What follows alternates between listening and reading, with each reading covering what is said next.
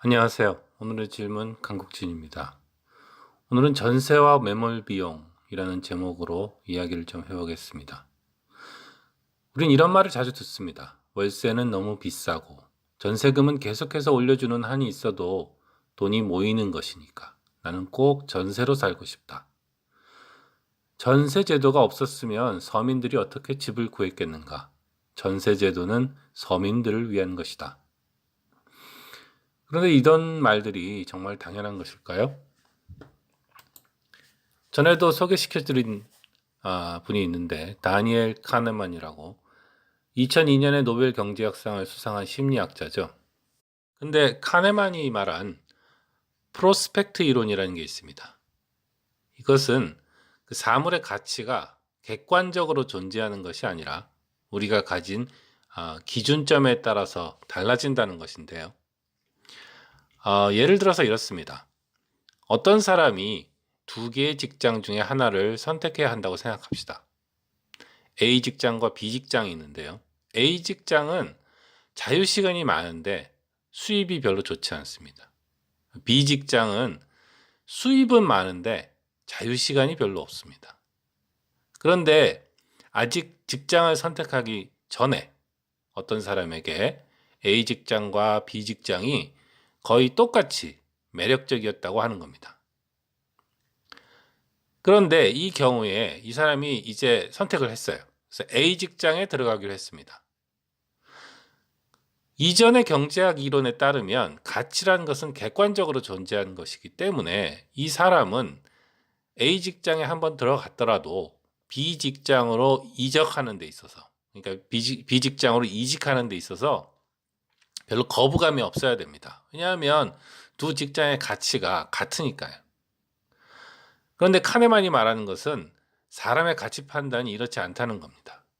우리는 손실이 나는 것을 아주 싫어하고, 그래서 이득을 포기하더라도 손실을 나지 않게 하려는 그런 심리가 있습니다. 그런데 일단 A 직장을 딱 택한 다음에 B 직장으로 가려고 하면 물론 우리의 수입이 늘어납니다. 그러니까 이득이 있는 것이죠. 그런데 이건 공짜가 아니에요. 자유 시간이 줄어들거든요. 그러니까 손실도 나는데 이득도 나는 거죠. 원래는 A 직장과 B 직장이 이 사람한테는 같은 가치가 있었는데도 일단 A 직장을 택하고 나면 수입이 올라가는 그런 이득을 보는 것보다 자유 시간이 줄어드는 그런 손실이 나는 게 더 싫어지게 되는 겁니다. 그래서 이제는 A 직장이 B 직장보다 더 매력적으로 느껴지게 되는 것이죠. 여기서 우리는 뭘 배워야 될까요?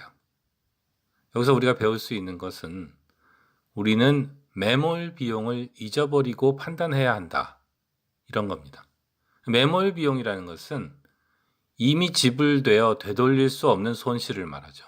그러니까 그 손실은 지금 우리가 무슨 판단을 하든지 간에 어떻게 되질 않는 겁니다. 그래서 사실 지금 어떤 판단을 할 때는 이미 없어져 버린 것에 대해서 미련을 가져서는 안 된다는 것이죠. 좋은 예가 노름이죠. 노름, 도박. 도박을 할 때 우리가 본전 생각을 하면 돈을 더 많이 잃어버리게 되죠. 그러니까 노름을 더 하냐 안 하냐는 지금 까지 돈을 땄는가 혹은 돈을 잃어버렸는가에 근거해서 판단해서는 안 되는데 본전 생각을 하게 되면 계속 노름을 하는 거예요. 주식도 마찬가지입니다. 주식을 돈을 투자해서 돈을 이제 어떻게 할 것인가 하는 것은 이미 없어져 버린 것에 근거해서는 안 되는데도 많은 사람들이 본전 생각을 합니다. 본전 생각을 하면 그걸 매몰 비용으로 생각하지 못하기 때문에 우리의 판단이 달라지고 위험한 판단을, 그 본전을 다시 되돌리기 위해서 점점 더 위험한 판단을 할 수 있게 되는 겁니다. 우리 마음속에는 뭐랄까, 우리가 보통 본전이라고 말하는 그런 정상적인 기준이 있는 것 같아요. 그래서 그 기준보다 우리가 못해지면 우리는 손실을 봤다고 생각하고 그 기준보다 많아지면 우리는 이득을 봤다고 생각하죠. 근데 문제는 이 기준이라는 게 굉장히 주관적이라는 겁니다. 그리고 사실은 이미 과거에 대한 것이고 우리가 앞으로 미래에 어떤 일이 일어날까, 어떤 일을 해야 될까를 판단하는 데 있어서는 사실은 도움이 안 되는 판단이라는 거죠. 그러니까 우리의 과거를 잊고 우리의 매몰 비용을 잃어버리고 우리가 어떤 사람이고 우리가 얼마만큼 가졌는지는 잊어버리고 판단을 해야 된다는 겁니다. 그래서 우리가 조심해야 되는 것은 말장난으로 이 손실과 이득이 바뀔 수도 있다는 것을 기억해야 될 필요가 있습니다. 그러니까 그게 이런 건데요. 예를 들어서 어떤 사람이 우리에게 이런 제안을 했다고 합시다. 너 이거 해주면 내가 100만 원 줄게. 이런 겁니다. 근데 100만 원이나 돈을 주는데 공짜는 아니겠죠. 아마도 그걸 하면은 무슨 위험이 있을 겁니다. 그 대신에 제가 이제 100만 원을 받는 거죠. 근데 생각을 해보면 100만 원을 받는 건 이제 이득이지 않습니까? 근데 그 내가 하기 싫은 그걸 하면 위험한 걸 하면 100만 원을 준다는 거니까 이럴 때는 내가 100만 원 안 벌어도 되는데 까짓 거 그거 하지 말자. 이렇게 판단할 수가 있습니다. 그런데 누가 이렇게 말을 한다고 치는 거예요. 네가 이거 해주면 내가 100만 원을 받을 게 있는데 그거 안 받을게. 그런데 100만 원을 줄게랑 100만 원을 안 받을게는 사실은 논리적으로는 같은 얘기거든요. 왜냐하면 결국은 이러한 선택을 하면 100만 원을 주겠다는 얘기는 똑같죠. 그런데 첫 번째 얘기는 너에게 수익을 줄게, 이득을 줄게라는 얘기로 듣고 두 번째 얘기는 너의 손실을 없애줄게로 들립니다. 그래서 이런 서로 다른 사실들을 합치면은 기준점을 바꿀 수가 있어요. 근데 문제는 사람이 이득을 원하는 것보다 손실을 없애는 걸 좋아하기 때문에 이렇게 하는 거예요. 그러니까 어떤 사람이 예를 들어서 뭐 버스를 타고 있다고 칩시다. 그럼 교통비를 내야 되는데 뭐 이럴저럴한 일을 해주시면 교통비가 공짜입니다. 그러면은 교통비가 공짜라고? 그러면 어차피 돈이 나가야 되는 교통비가 안 나가게 되니까 좋아하는 것이죠. 그런데 우리가 교통비를 매몰 비용으로 생각하지 않는 거예요. 이 경우에. 그 교통비를 딱 빼고 생각하면 그 사람이 하는 말은 예를 들어서 교통비가 뭐 한 달에 10만 원이라고 칩시다. 그럼 그 사람이 하는 말은 이렇게 해주면 제가 한 달에 10만 원 드리겠습니다 라고 하는 거랑 똑같거든요. 그런데 보통 그렇게 얘기하면 사람들이 싫어해요. 10만 원 받고 나 그런 일 안 해.